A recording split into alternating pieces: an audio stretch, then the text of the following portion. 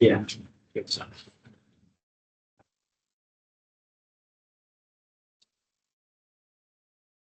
So use the reverse. So the way you police the less instead of against. And then I'll police. This is in. Yeah. All right. So number one, we can start off by getting that radical to show a different form.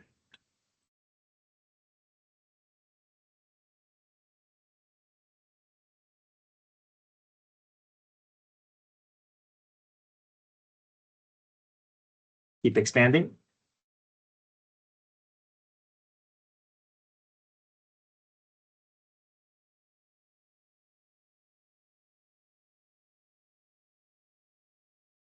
Quotient property.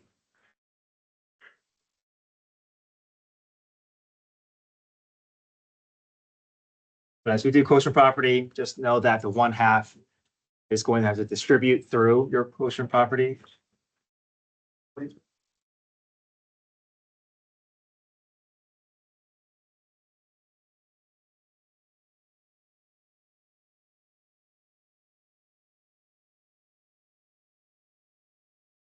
All right, so now both terms are more easily manageable with our derivative rule, u prime over u.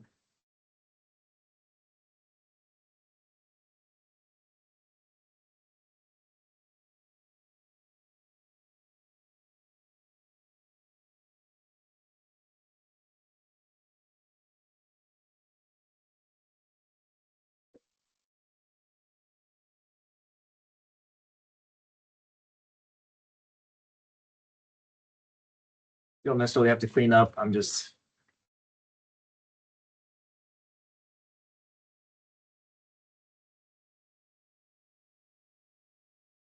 Remove it in the other form. that's fine.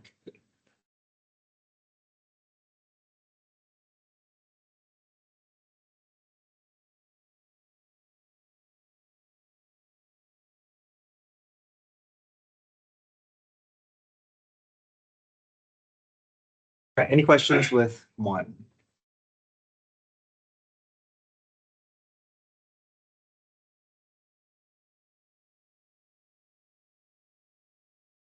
I want to point out a distinction about the setup for number two.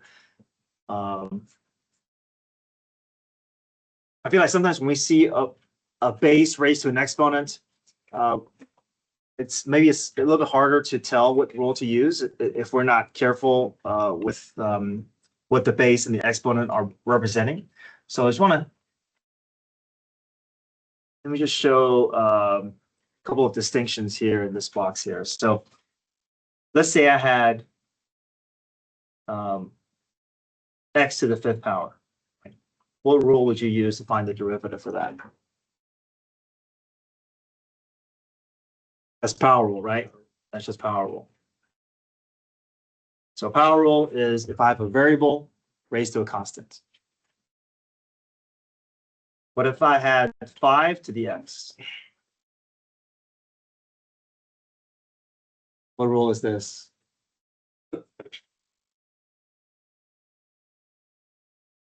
This is the exponential rule that we learned, right? The a to the u rule. Right? Constant raised to an exponent is an exponential. That the rule that we learned yesterday. Okay, let me do one more here. What if I had x to the 5x? This is a what? A variable raised to a variable. And we don't have a rule for this. So the only way to work around it is we use log differentiation. And we want to use properties to help us get to a different form because this is not going to be a rule that in this form is available. Okay, so I want to just put these next to each other in a way that is similar, but then distinctly different as well.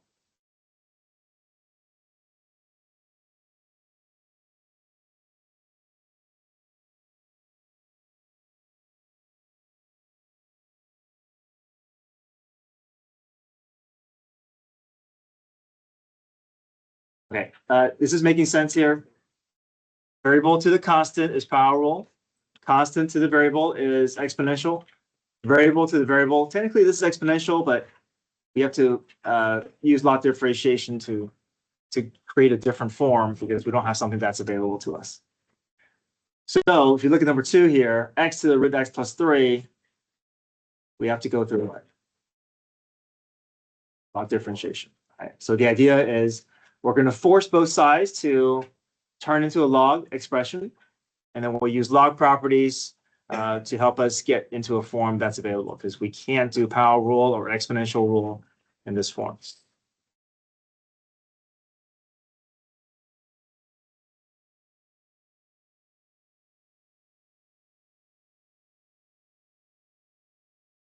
So we'll take the natural log of both sides.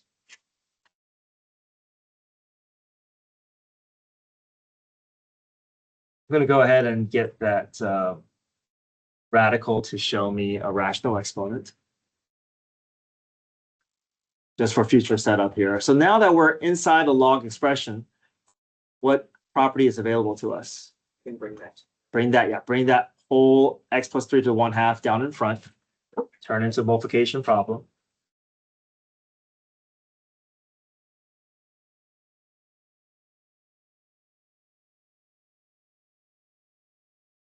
Okay, so now we have something available to us because now these are at the base level. We have a derivative rule that we can look to use, where before we were stuck, not able to find a rule to be applied. Okay, so now we're going to apply our derivative on both sides. What is natural log of y going to turn into?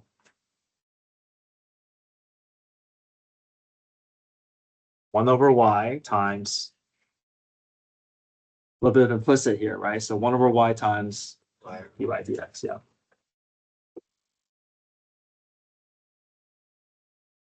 But the right side, what's involved here?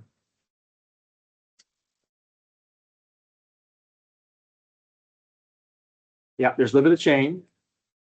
What else? I want you to notice something specific here. Particle, yeah. Anytime you do log differentiation with this type of problem, a variable raised to a variable is all of a sudden going to turn into a variable times a variable. So if I have a variable raised to a variable with log differentiation, it's always going to end up forcing you into a product rule.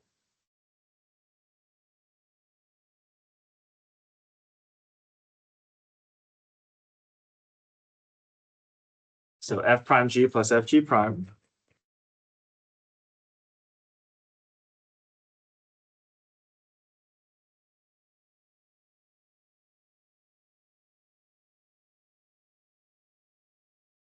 The F prime we use the chain rule.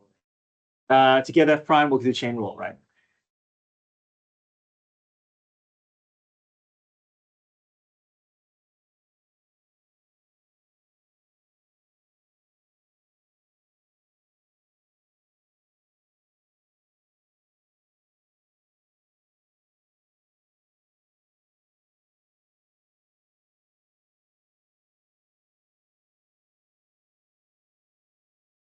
So f prime is outsized derivative times insized derivative. So bring down the 1/3, keep the parentheses, subtract 1 from the exponent. The insized derivative is just times 1, so nothing significant is going to happen. And g is just natural log of x. F is back to x plus 3 to 1/2. And g prime, natural log becomes 1 over x. Sorry, 1/2. 1/2. Is that what you were looking at? Yes. Sorry.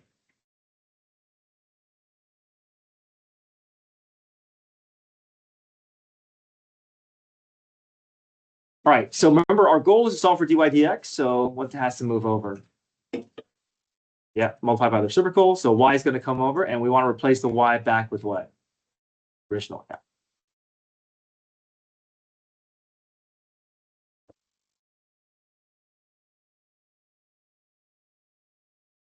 You get the 1 over x on the end just by getting the derivatives of ln x. That's right.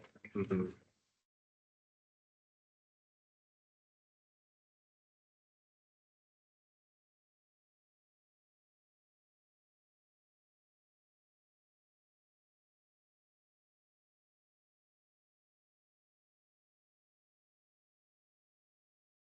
Sorry, that x is in the denominator, not numerator.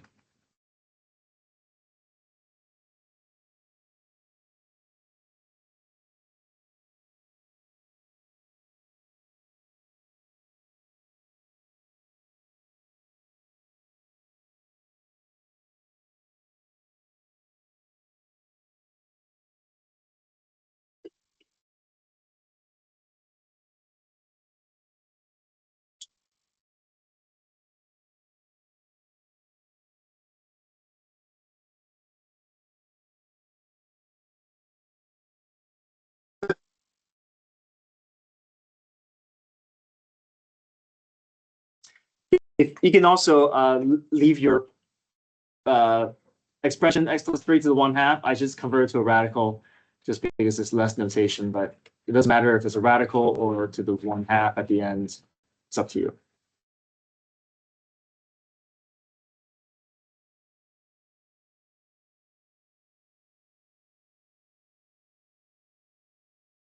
Any questions? One or two? Yeah. Do you have to substitute the y? Yes. Yeah. So we started off with a function.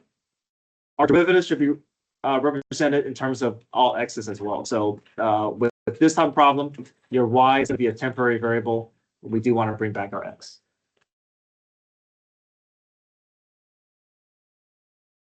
Yeah, basically, anytime you go through log differentiation, you're always going to have that y temporary variable, and we always want to bring back our x. All right, number 3. 3 and 4 are involving that chart that we've been working with, that inverse relationship. So number 3 says, given that f of g of x equals x, that just indicates that f and g are inverses of each other. They're going to have that relationship where their order pairs will be flip-flop, and then their slopes at their corresponding points will be reciprocals. So I like to start off with a chart here. Whatever I'm looking for, I'm going to put in the bottom corner here.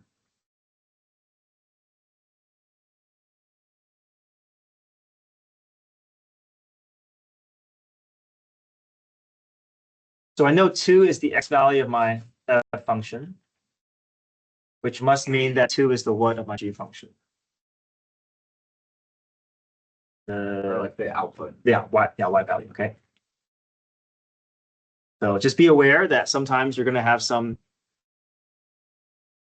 extraneous information that you're not going to need, but if you can start off with this, you're not going to get sidetracked because you know it has to fit into this pattern. So what order pair on the g side can give us a y value of 2? Yeah, so that g of 2 equals 5 is distractor. It's not going to help us.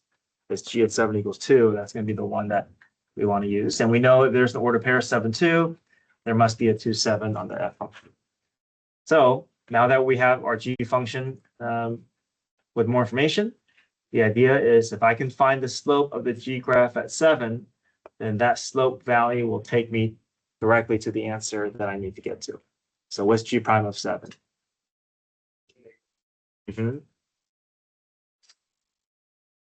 So therefore, the slope on my f graph must be what? Good. Keep the sign, but just change the order of your numerator. That's our answer. So if you had -3 for it, would it just be negative? Negative 1/3, yeah.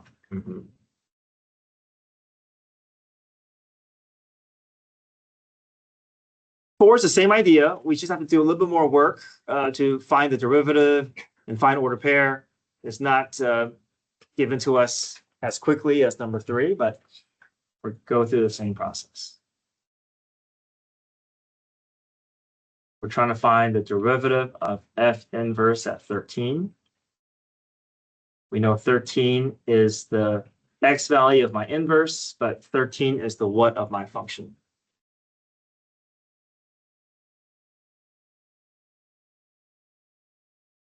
Y value, right? So make sure you say f parentheses equals 13, and you don't say f of 13, right?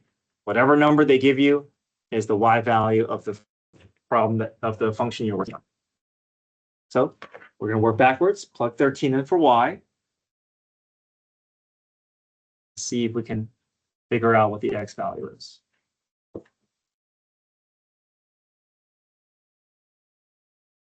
lot of times these are not factorable, so you're going to have to guess and check your way to the answer.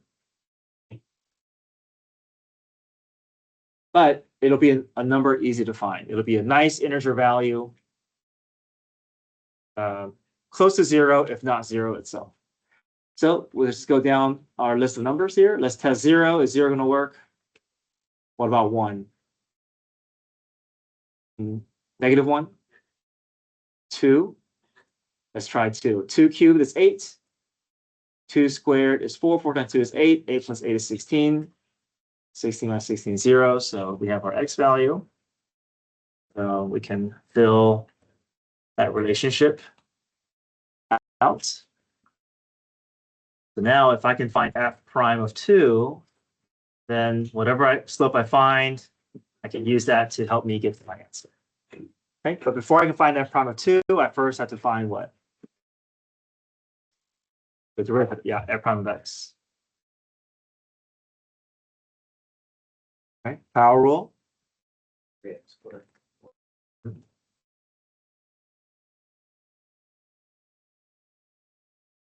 Plug 2 in.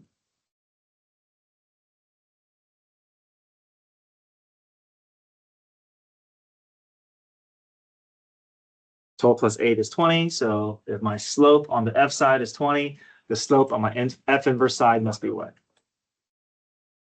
What's the answer? Good. You're always looking for the unknown on the right corner here. So you're working your way around the chart. By the time you come back, you're gonna have enough information to get to your answer. All right, how do you feel about this process? Okay, so on your quiz, it'll be one of these two types. All right, number 5. It's a messy natural log problem, but we know we have expansion properties available. So if we go through our appropriate expansion properties, our derivative shouldn't be too difficult to do. Okay, so work on your expansion for number 5.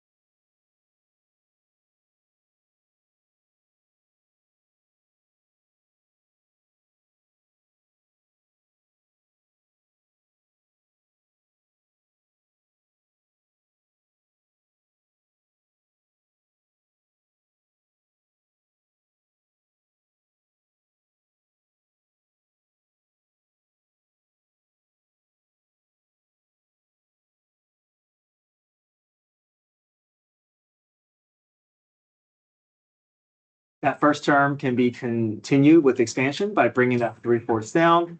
Once that parentheses feels easily identified, easily used for our u value, we can jump into our derivative, u prime over u. And you don't have to clean up your expression either.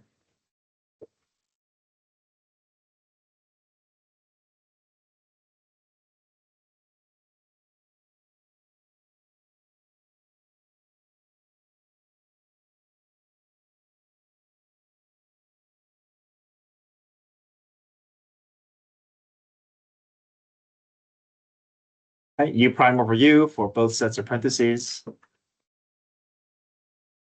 Notice when you find the derivative involving natural log, the ln notation drops out, right? It's just u prime over u. There's no ln in our final derivative.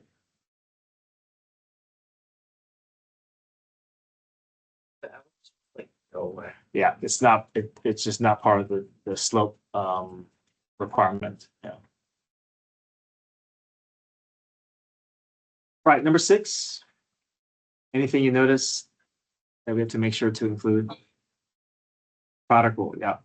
Definitely power rule, definitely e to the u, but the fact that they're being multiplied, we have to go through a product rule. So set up product rule. So you can fill in each part.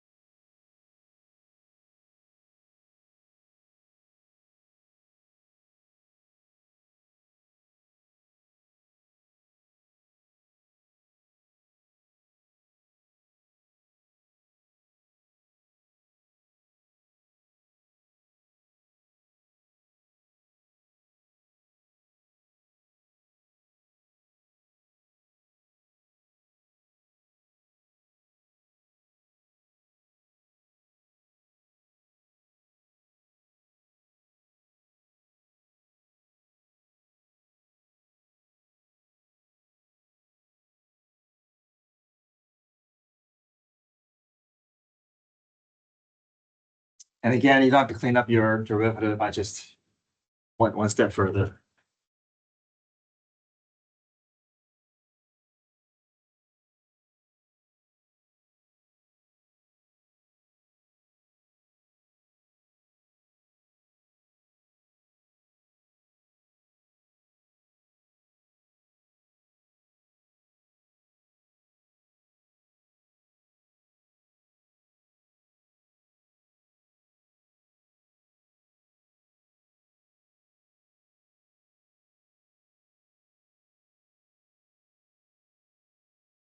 You explain how you got that G.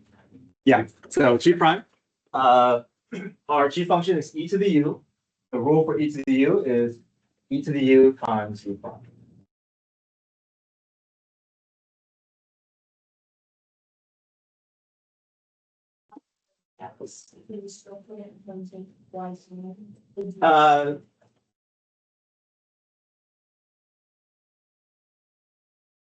Y prime is anything as dy dx. So if you represented this as dy dx, that's fine. Is that what you're asking? Yeah.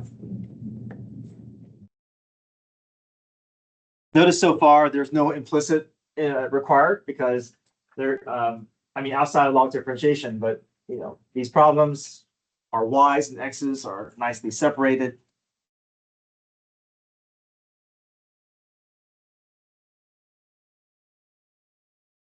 You could, yeah.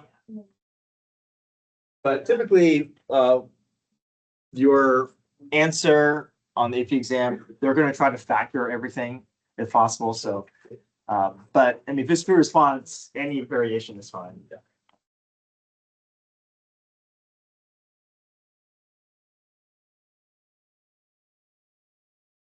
Okay, next page.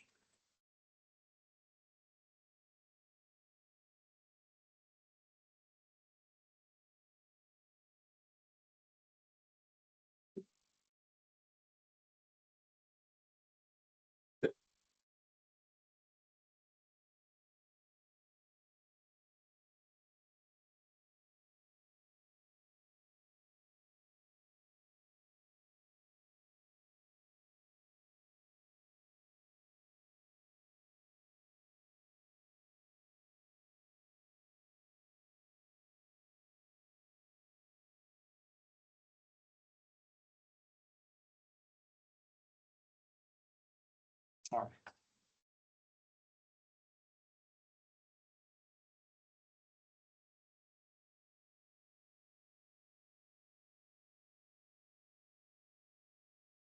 And so now we're looking at one of our newer rules. But even within log base 8s, we still have our expansion properties available to us. So extend what you can. So then we can work on the derivative rule for log base A.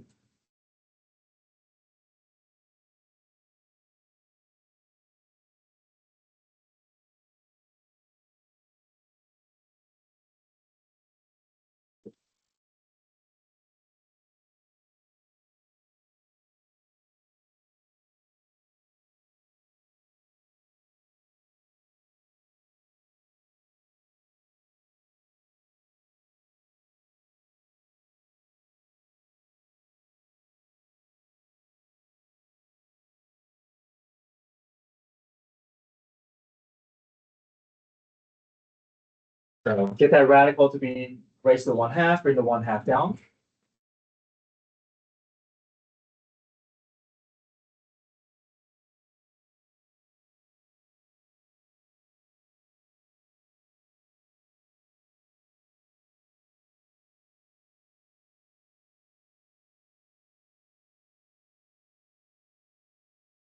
So log base a of u, it's still a log function, still similar to natural log. You still have that u prime over u, but then there's a conversion that needs to occur. That little extra component, 1 over ln of a, needs to sit in front of your derivative.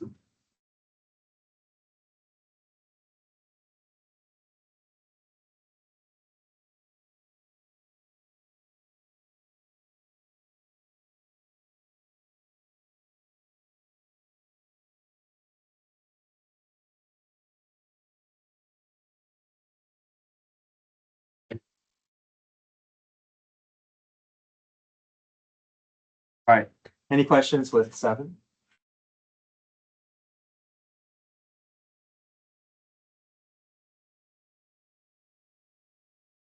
All right, number 8, what do you notice? Product rule, yeah. You got a to the u, and you have log base a of u. A to the u looks like e to the u, but again, a little bit extra in front, conversion, and then it feels like e to the u, the original function times exponent to the u.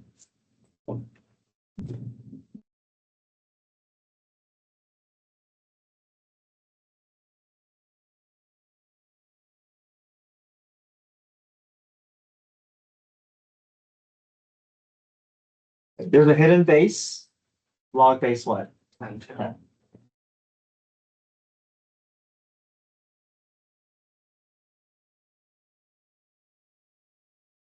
And again, you don't have to clean up your derivative, except, well, I just want to bring that negative exponent back down, but you can largely leave the mess alone once you find the derivative.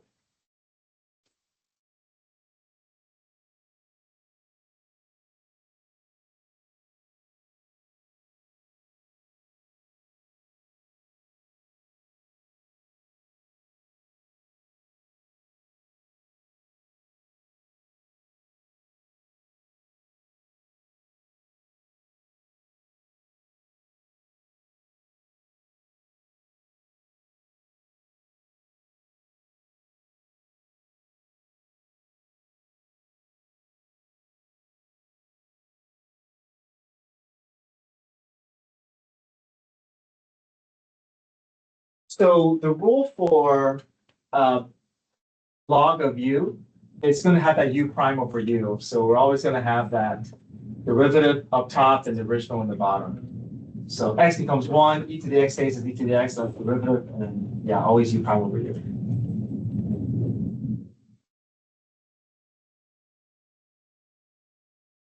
Right, number 9, always look to expand. Expand first.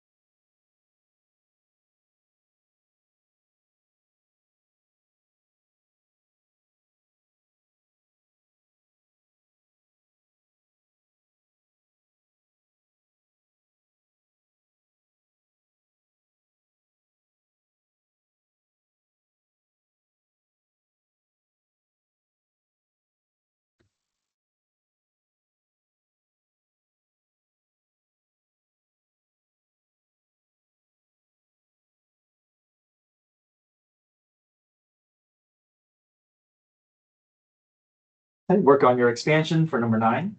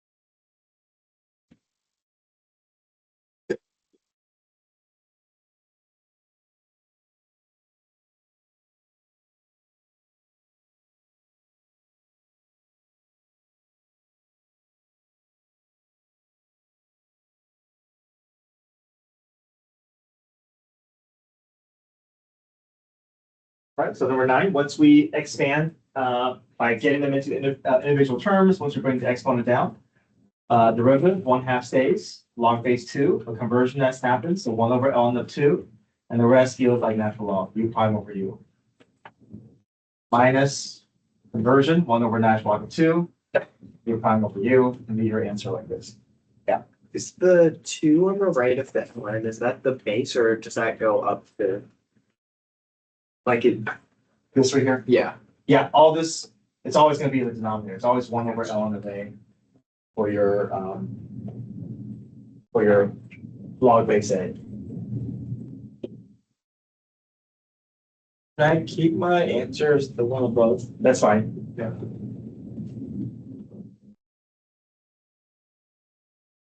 Yeah, the ln of a is always in the denominator if it's a log. Sorry, you mind going back to number 8? In the answer you wrote, after like the first kind of part, you wrote minus 2 to 3x, et cetera. Right. I just am curious how you got to G prime, because I got. Yeah, so G prime. So, it's u prime over u, right? Think of the u value as 2 minus x to the 1/2.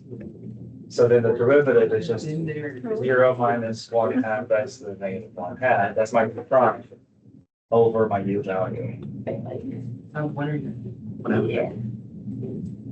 Not bad, but like, are you just going for the weekend? But I'm reading. fine. Oh, it's. It's just. Yeah, subtracting 1 from the x. Not this big thing. Huh?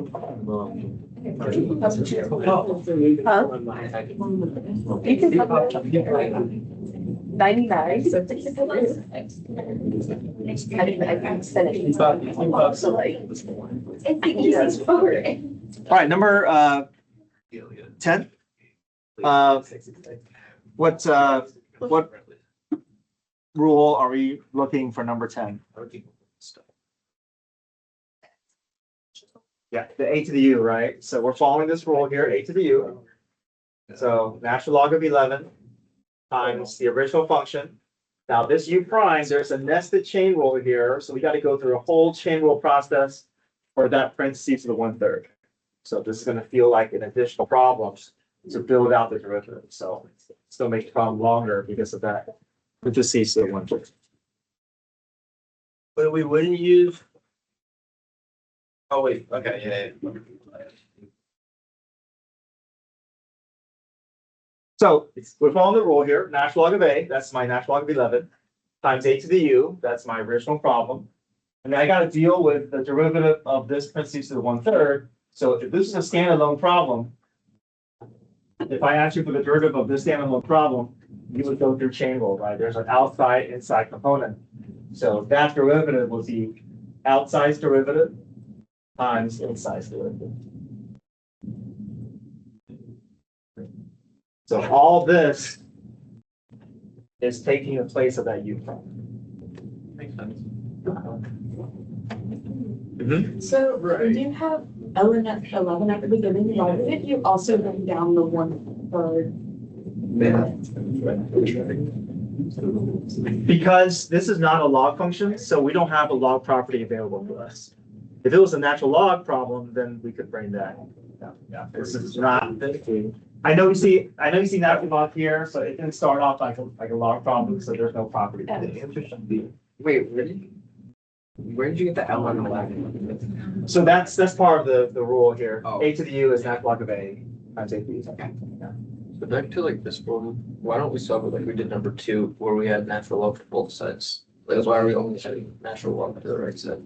Remember, that is a process called log differentiation, right? We only need to do log differentiation if we have a variable raised to variable. But we have a specific rule for this, so there's no need for log differentiation if we have a rule built to specifically for that. Yeah.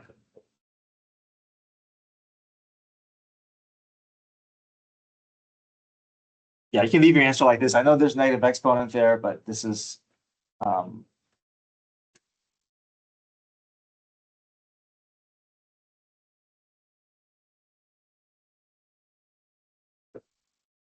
Okay, number 11, natural log of y over root x plus xy minus y plus 2 to the fifth equals 3. What process is involved here? Number 11.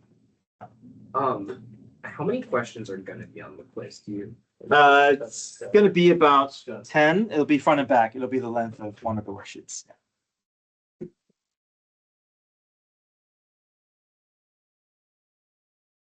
Okay, what's involved here for 11 that you see? He just a concept, not bad. I'm sorry? He's a concept. He's a constant. Yeah. But what do you see here? What's involved? Implicit. Good, implicit, because we see y's all over the place. Product rule, yep, x, y. And then at the beginning, before we begin our derivative, we can do what?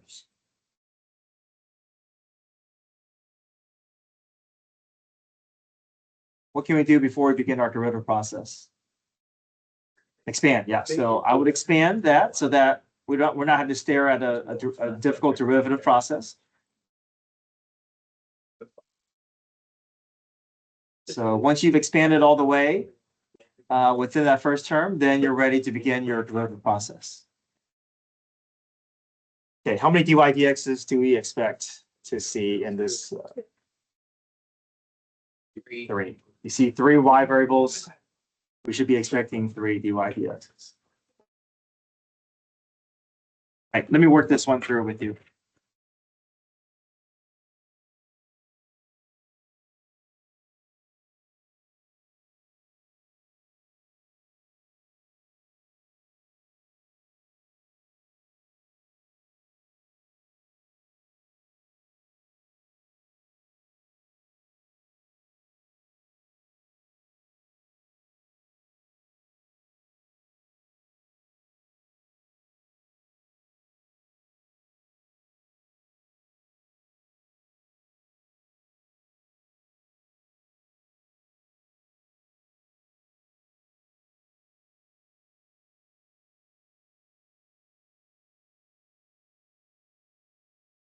All right, so natural log of y becomes what?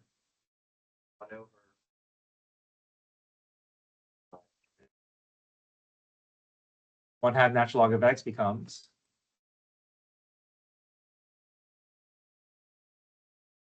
1/2 times. 1 over x equal 1. No, just 1 over x. Yeah, just your prime over u. Okay, and then we got to go through a product rule for the next part.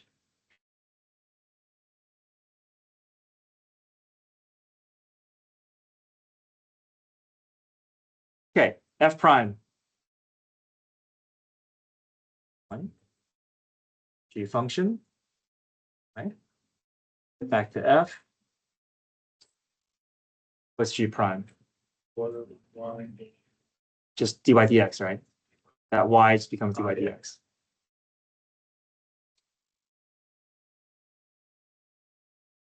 All right, so we're out of product rule. A couple more terms to finish up. Minus y derivative. Good. And I really encourage you to put a 1 there. I think this will help you when you factor. So it's not wrong if you don't put that 1, but it'll be really helpful down the road. Plus 10x to the 4th. Okay. Equals 0. Good. The 3 is also getting impacted. All right, so now we're done with the calculus. We're just adding, subtracting, dividing to eventually get our dy dx's together. Right.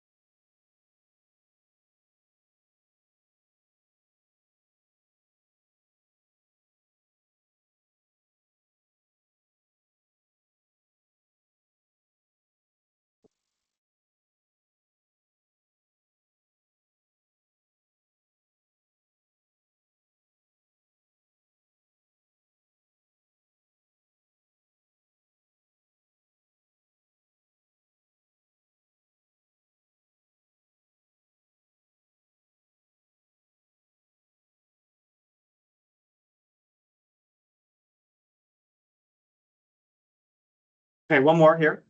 Find the equation of tangent line. So this is find order pair, find slope, then point slope form. We already have our order pair. But to find the slope, we got to get to the derivative. To get to the derivative, we have to go through what? Product rule. Okay.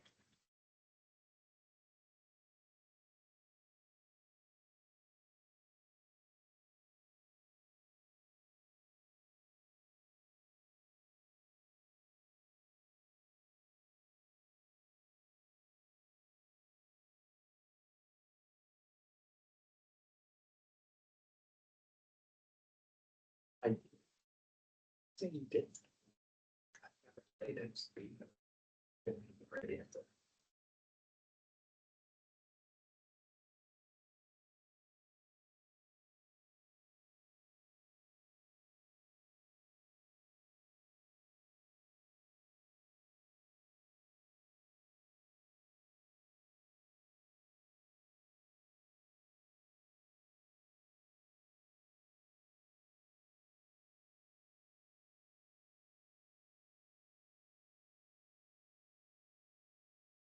We know natural log of 1 is just going to be 0. So that's going to wipe out.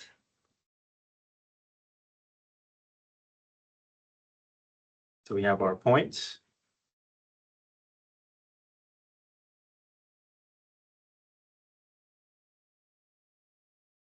And then point slope form.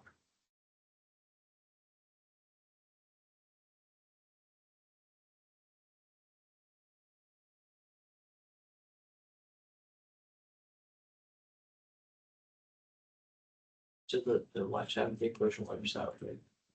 That's right. This wipes out because natural log of 1 is just going to be 0. How do we have?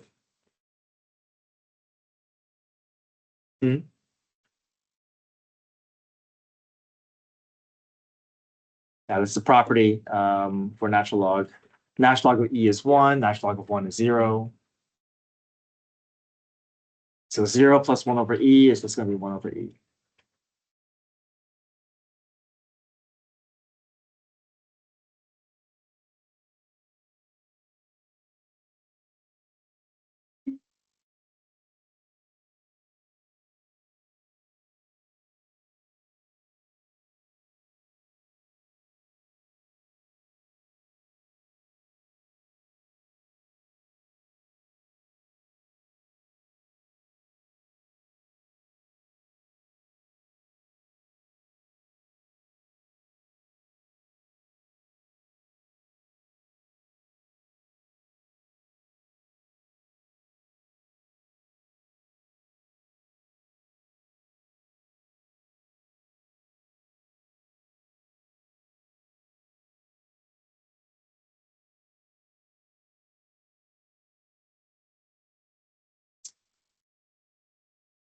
Okay.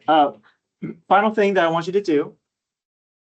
Flip to the very last page. We have derivative rules. So we have the rules for e to the u, natural log, a to the u, and log base a of u. And then flip to the last page. The very last page has blank versions of this. So look at this for a moment. Flip to the back and see if how you do just memorizing your rules. See where you are right now in terms of what you know from these 4 rules. I get to here. Uh-huh. I guess I'm just confused, like. Yeah, so then I'm just bringing the exponents, the base back down to the denominator so they can be shown positive. And then I brought that down. But here, yeah, you know that anything times Oh. yeah, all that is 0. And e to negative 1 is same thing as 1 over e. So if you did it this way, you'll still get the same. So, Great.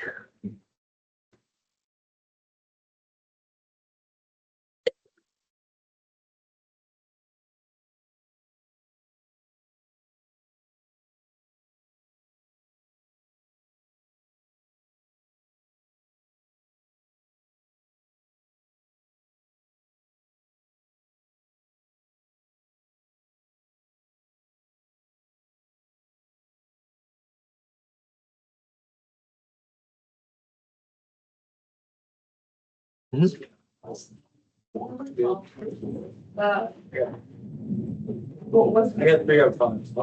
Slope is 1 over E. So it's 1 over E. Yes. Okay.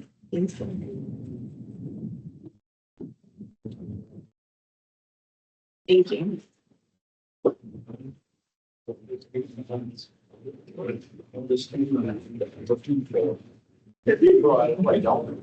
Right, so tomorrow we'll work on worksheet 2.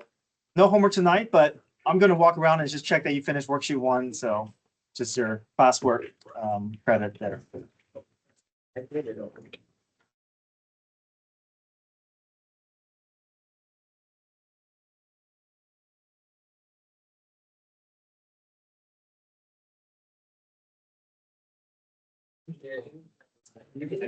Still writing.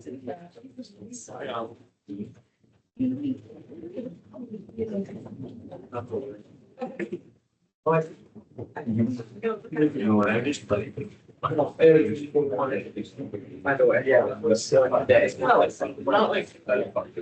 And then we got all of this to do. One small. For the whole of this team, we were. Jody. Are we? Yeah.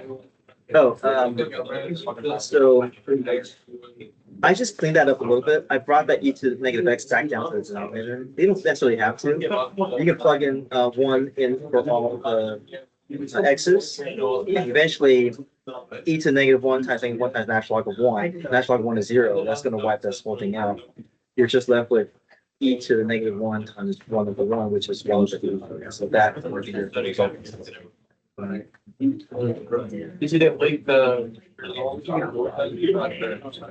Yeah, I feel like.